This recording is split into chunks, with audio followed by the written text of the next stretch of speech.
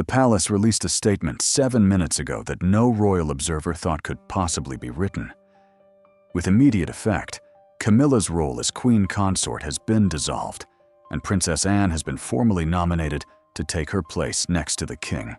There was no opportunity for private bargaining, no solemn farewell, and no gradual transition. The hierarchy was altered by a single pronouncement, and behind its well-chosen words was a family that was already disintegrating. Make sure to subscribe so you don't miss any updates before we delve deeper into what this actually implies for the royal family. Camilla went over the proclamation twice.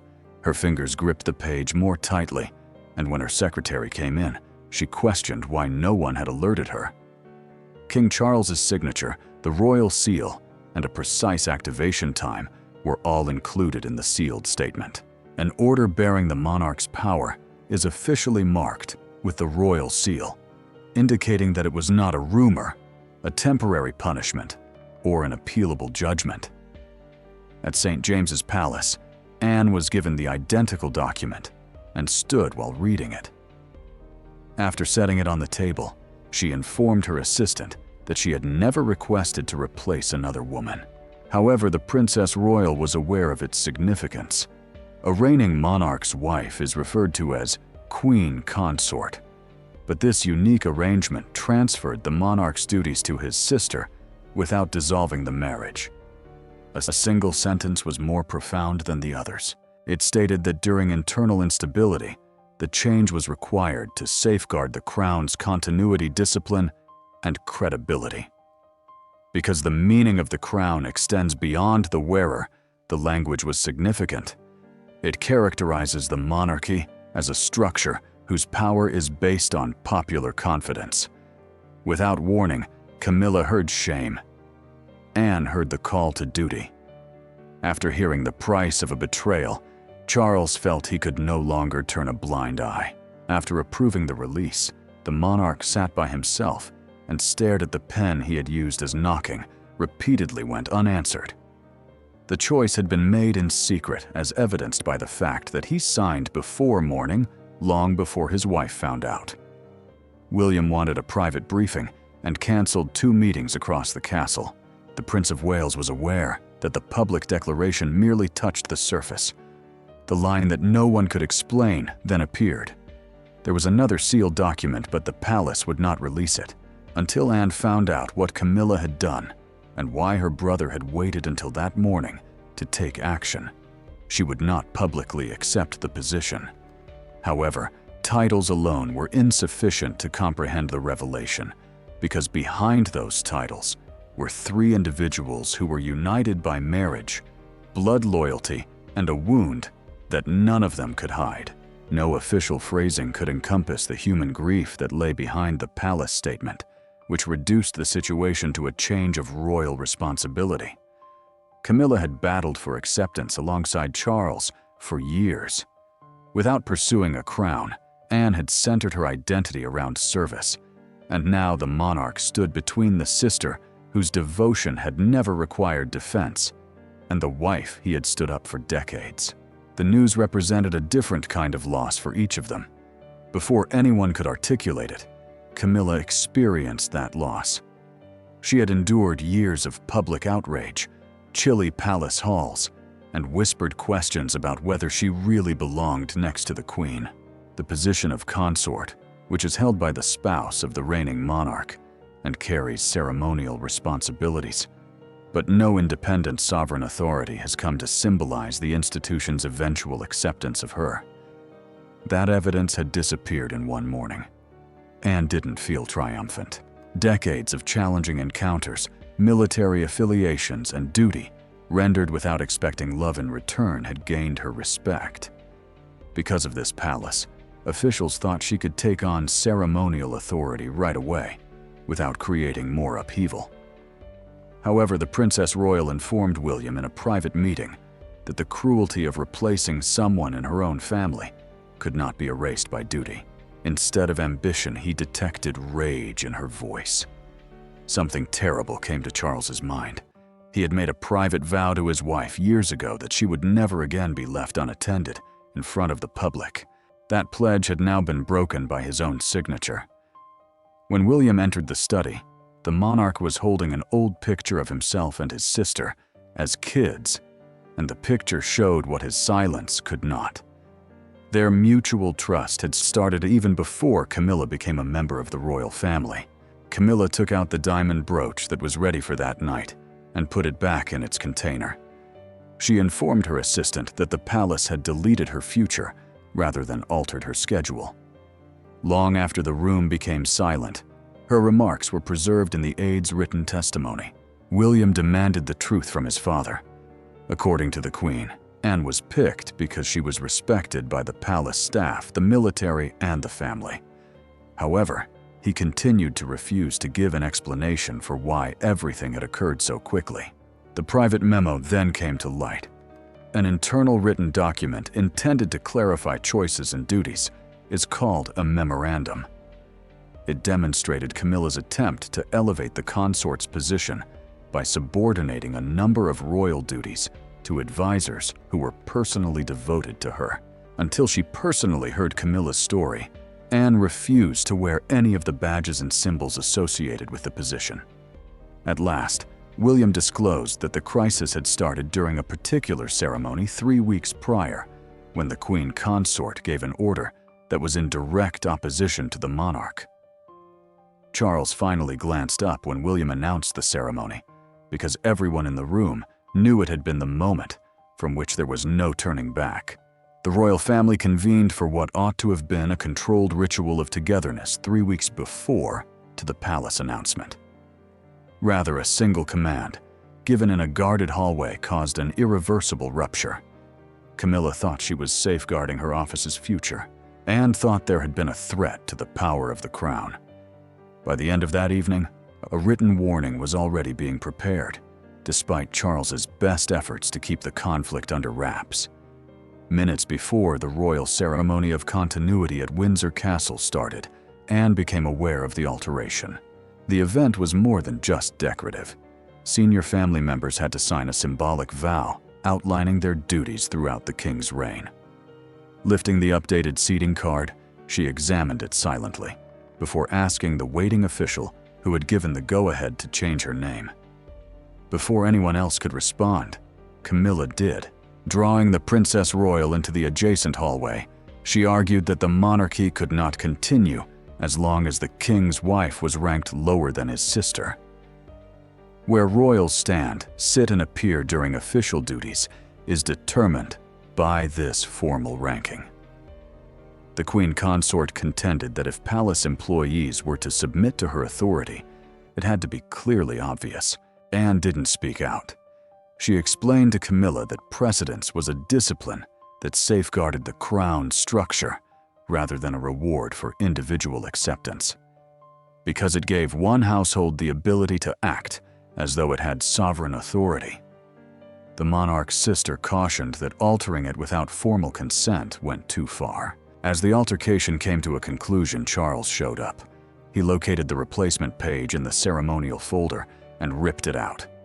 Before anyone could enter the chamber, the king gave the order to restore the previous configuration. He said that his wife had weakened herself by giving an order in his name, without his consent, when she publicly accused him of doing so. The harm was already widespread. That night, the Privy Records Keeper filed a breach memorandum, an internal report detailing behavior that would be against royal protocol, and suggested that the consort's authority be reviewed right away. Later, William discovered that Windsor was not a unique incident thanks to that written record.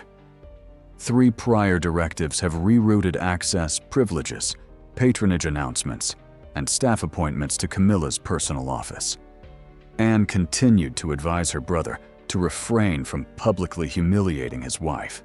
She thought the family could withstand a private revision, but Charles found that other high-ranking authorities had already received the modified ceremonial paper. Silence was no longer a safeguard. It had evolved into consent. Camilla was called by the monarch for one last showdown. An unsigned removal order lay between loyalty and consequence on the desk as his sister waited close by. The quarrel had moved on from a seating card by the time Camilla reached that room. It concerned whether the crown was still subject to a single sovereign voice. When Camilla walked into the king's study, there were no cameras, no secretaries, and no practiced smiles. The Windsor memorandum was open in front of Charles as he stood behind his desk. As the witness Camilla least wanted to be there, Anne waited by the fireplace rather than as a rival. Nobody said anything for a few seconds. After that, Charles asked his wife a single question while pushing the modified ceremony page across the desk. "Did you provide your permission?" Camilla acknowledged it. She claimed that, although her office was intended to support the reign at its core, palace officials had continued to regard it as ornamental. To her, the Windsor Precedence document, a formal document that establishes the order in which senior royals appear and carry out their duties, had appeared to be evidence that nothing had actually changed. She asserted that she had taken action to uphold the power that the king's wife was supposed to have. Before Charles could respond, Anne moved forward. Moving names over a page could not create respect, she informed the Queen Consort. The Princess Royal warned that such power could not be borrowed through marriage, after admitting that she had intentionally utilized the monarch's authority without authorization. Camilla betrayed her. She claimed that Anne and William had formed a covert alliance with the intention of controlling Charles whenever he showed signs of emotional instability. The charge struck forcefully. The two women were startled into quiet as the king smacked the desk once with his palm. As if he had already lost control of the throne, he declared that neither his sister nor his wife would speak. Another folder was opened by Charles. Camilla approved 3 more instructions, one of which suggested replacing top household officials with consultants chosen by her private secretary. The staff organization that supports official tasks, schedules communications, and palace management is known as a royal household. Controlling such appointments meant controlling whose voices got to the sovereign first, which is why they were important. Every modification, according to Camilla, was made to keep him from becoming tired. The monarch questioned why each safeguard she suggested also gave her more power.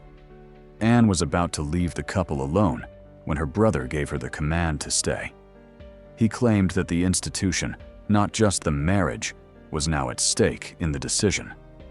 At last, Camilla broke. She questioned whether a single ceremony and multiple directives could indeed erase decades of allegiance.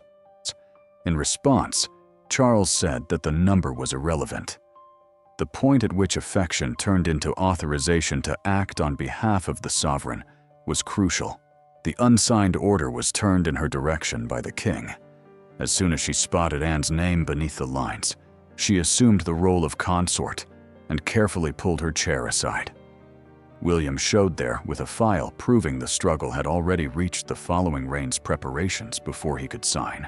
William's file would turn a personal betrayal of trust into a threat to the future of the monarchy, even though the marriage had reached its breaking point.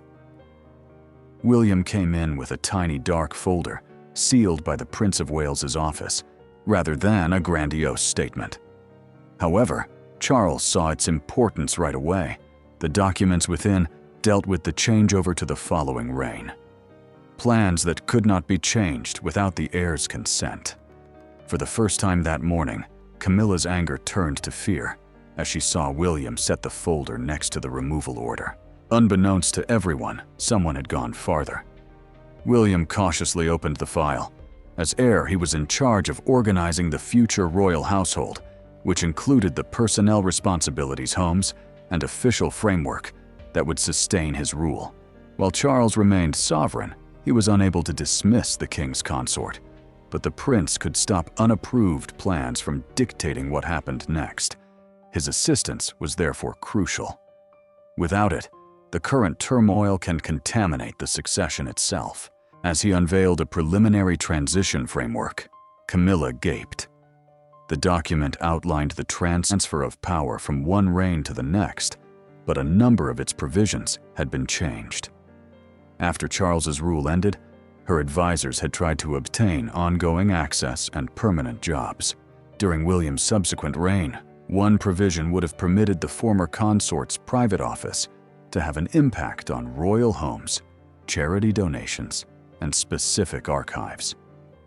Camilla denied endorsing it. There was something alarming about the ferocity in her voice as she requested that her old private secretary be called right away. It's possible that she was unaware of the extent to which her employees had advanced the plan. William maintained his composure, but it was impossible to ignore the pain in his remarks. He informed her that the framework split his future household before he had even inherited responsibility for it, treating it like territory. Looking at the signatures, Anne recognized a court advisor about whom she had earlier cautioned Charles. This person has been creating conflicting channels of influence for months. A court advisor is a senior official who assists in directing royal messages and decisions. The Princess Royal reminded her brother that divided authority always starts off subtly through appointments, access, and documents that nobody thinks will be important until they do. After reading the last page, Charles took off his glasses and closed his eyes. The monarch acknowledged that he might not have noticed what had developed around Camilla if he had shielded her from criticism. Then William posed the question that no husband wanted to hear. Was he making a decision under duress, or was he exercising his sovereignty and taking accountability? Taking the pen the monarch signed. He informed Anne that her appointment was an urgent need to rebuild trust rather than a reward. Before receiving the order, she put her hand over it and insisted on written restrictions on her own power. A knock on the door was the first tangible evidence that Camilla's life as a royal had already started to fade, just as the ink had hardly dry. Raised voices seldom cause royal power to disappear. It vanishes through altered timetables, gathered keys, deleted names, and closed doors. Camilla told her chief equerry that her engagements had been postponed before she left the king's study. The red dispatch boxes belonging to the consort were recalled. She was given a new security designation. Then an assistant came in with a velvet tray and wanted to see her household authority's emblem. Charles was unable to look Camilla in the eyes. When another official requested the access card, Camilla wrapped her palm around it. The card was more than just a pass. It was a symbol of authority that controlled access to consort offices, private briefings, and restricted royal apartments. On the morning of the coronation, she claimed Charles had given it to her. Silently, the monarch responded that it was an office, not their union. After giving it back, she informed him that it was difficult to separate those two objects due to the palace. The order proceeded swiftly. While staff adhered to a timed routine to alter stationary seating arrangements, briefing access, and engagement approvals prior to the evening bulletin, Anne was given temporary leadership over ceremonial coordination, household representation, and consort duties. A formal set of procedures that officials must adhere to during delicate royal changes is known as a protocol. Confusion may imply that the monarchy was no longer in charge of its own judgments, hence each changed page was important. Camilla's incomplete speech was still lying on the desk when Anne walked into the consort's office. After carefully folding it, the Princess Royal requested that it be delivered in private rather than thrown away. She recognized that assuming a role did not grant her the right to remove the woman who had held it. William warned the employees in the same way. Because humiliation would turn an institutional corrective into personal cruelty, the prince commanded them to treat Camilla with decency. But the machinery went on. As she walked at the far end of the corridor, a senior courtier took off her nameplate from the briefing room, and before anybody could cover it, she heard the sound of metal hitting the table. Camilla's closest assistants, including the advisor associated with the transition framework, were placed on leave pending evaluation. The network that had enveloped her vanished in a matter of minutes. Charles demonstrated his intention to relinquish control without harming their private relationship by allowing his wife to have her own residence and personal style, which meant the kind of address she could still use socially. The private exit was rejected by Camilla. Staff members fell silent as she walked through the main corridor, her head held high. The first dispatch box was sent to Anne, but she did not open it. She refused to start until she had had a conversation with her predecessor in the absence of Charles William attorneys and courtiers. Anne went alone down the corridor to see if anything personal could withstand what the crown had done hours after the palace had split their positions. Anne didn't have any folders aids or ceremonial insignia with her. Still dressed for an engagement she would never go to, Camilla sat next to an empty cup of tea. For once, neither woman had a representative by her side to temper her remarks. After shutting the door, Anne stood up. Camilla inquired as to if she had come to look at what remained. In response, Anne said that the crown had spoken, which is why she had come. The family, however, had not. Anne stated that she had never desired the position of consort and would only occupy it for as long as stability was necessary. She refused to view the position as a gift, even though it required her to serve the current king through ceremonial and public obligations. No secretary would record their words, no attorney would mold them, and Charles would not come in to save either woman from the truth, she informed Camilla. Camilla acknowledged giving her approval for the Windsor change. As the king's health, vitality, and public trust were under increasing strain, she dreaded losing all control. Every restriction imposed on her office felt like evidence that the family still anticipated her disappearance after years of being viewed as an outsider. Even after the crown seemed to provide approval, the Queen Consort claimed that terror had accompanied her into every room. Anne paid attention, but she refused to give up. Fear, she claimed, might account for the choice without justifying it. He crossed a boundary that love could not undo by using Charles's name to subvert the system he had vowed to defend. The Princess Royal responded that love was unquestionable when Camilla questioned whether she thought her feelings for him had ever been genuine. The risk started when love was used as an excuse for dominance. The incomplete speech was set down on the table by Anne. Because losing power shouldn't equate to losing dignity, she had refused to allow palace employees to destroy it. Camilla's rage subsided. She said that advisors had informed William that she would be utterly isolated during the future reign, which caused her to sign safeguards without carefully reading every word. Anne did not guarantee restoration, but she did promise that the evaluation would keep Camilla's decisions apart from the aspirations of others in her immediate vicinity. The former consort offered the brooch across the table after removing it from her dress. Anne declined to accept it. She claimed that the insignia belonged to the crown and that it should be formally turned over rather than shared among injured family members. Then Camilla implored her to shield Charles from the loneliness that would result from his choice. In response, Anne said she would defend the king, but Camilla would have to determine if she could still defend the man. Two women had finally chatted openly inside the room. Outside, their personal suffering was turning into the most well-reported royal breakup in a long time.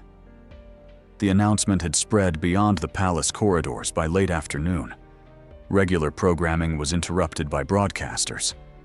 Outside Buckingham Palace, crowds gathered. The front pages of newspapers were reconstructed in a matter of minutes. The reinstatement of duty was perceived by some as Anne's appointment. After years of dedication, some perceived Camilla's dismissal as a cruel public rejection. However, one picture more effectively conveyed the spirit of the country than any commentary. At the palace gates, two women stood calmly next to each other while holding signs supporting opposing parties. As hundreds gathered under umbrellas and listened to one presenter read the announcement out from a phone, the rain continued to fall steadily. The palace claimed that the shift signified continuity, which meant that despite the crisis, the crown's work would proceed without interruption. However, there was no contemporary equivalent for replacing a living spouse, and that, in and of itself, guaranteed that the news would go across borders in a matter of minutes. Beneath the title, The King Chooses Duty. One newspaper redesigned its front page in black and gold.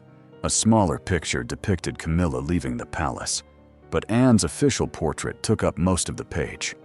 The debate was immediately split between sympathy and condemnation when a national broadcaster referred to it as the moment family loyalty collided with sovereign responsibility. Camilla watched by herself till a pundit said that her dismissal was unavoidable. Before the sentence could finish, she turned off the television.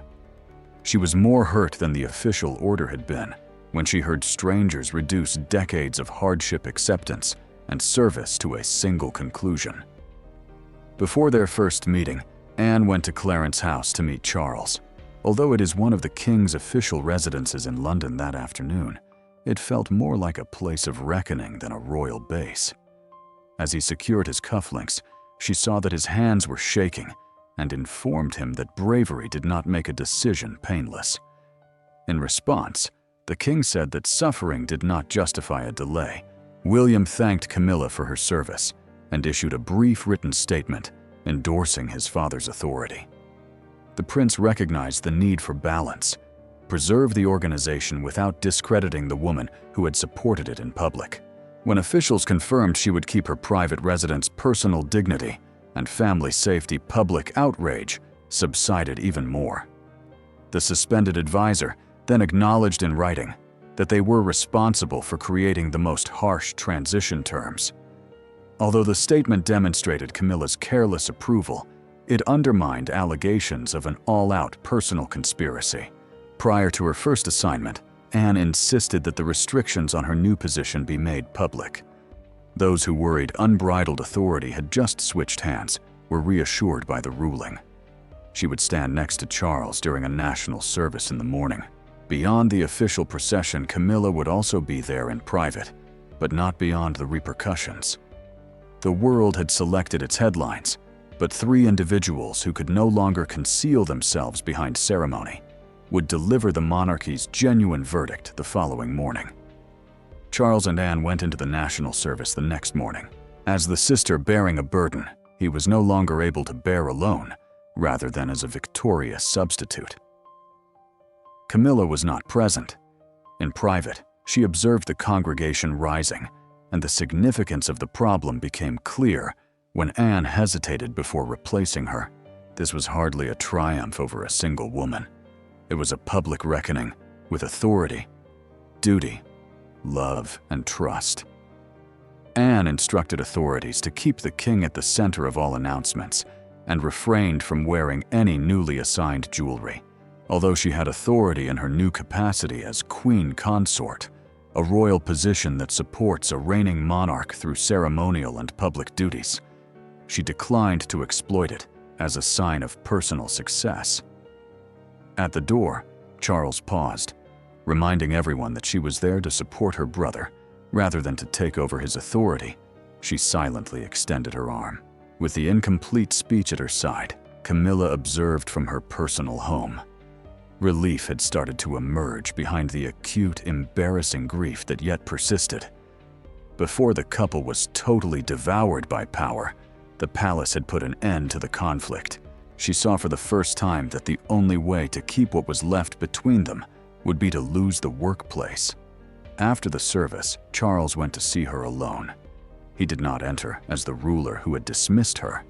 Instead, he entered as a husband by leaving his royal briefing packet outside. Camilla took ownership of her approval of choices she had not thoroughly considered.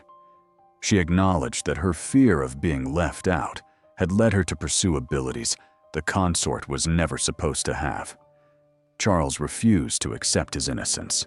He acknowledged that his failure to confront her sooner had fostered animosity and ambitious advisors. The king realized that the expulsion order evaluated both her acts and his tardiness. He had grown protective out of love, but protection without responsibility had turned into permission. Under written conditions, Anne formally accepted the position. Without the consent of the sovereign, she was unable to change royal appointments, household authority, succession planning, or precedents. In an official statement, William supported those limitations, stating that her service will be based on openness and moderation rather than personal control. The examination eliminated any clause intended to influence William's future rule, removed the most ambitious advisors, and cleared junior employees who had only carried out their duties. Although Camilla gave up all official consort authority, she continued to be involved in Charles's private life. Her authority did not endure, but her dignity did. Anne did not celebrate her acceptance. Camilla survived unharmed. Charles kept the monarchy intact, but he no longer believed that duty and love could coexist together. Each gave up something, whether it was pride, power, resentment, or assurance. And that sacrifice turned into the cost of survival. Because no one was allowed to stand above it, the palace announcement entered history as the morning the crown chose responsibility over comfort, rather than as Anne's victory or Camilla's defeat. I appreciate you watching. Remember to like and subscribe, and we'll see you in the next one.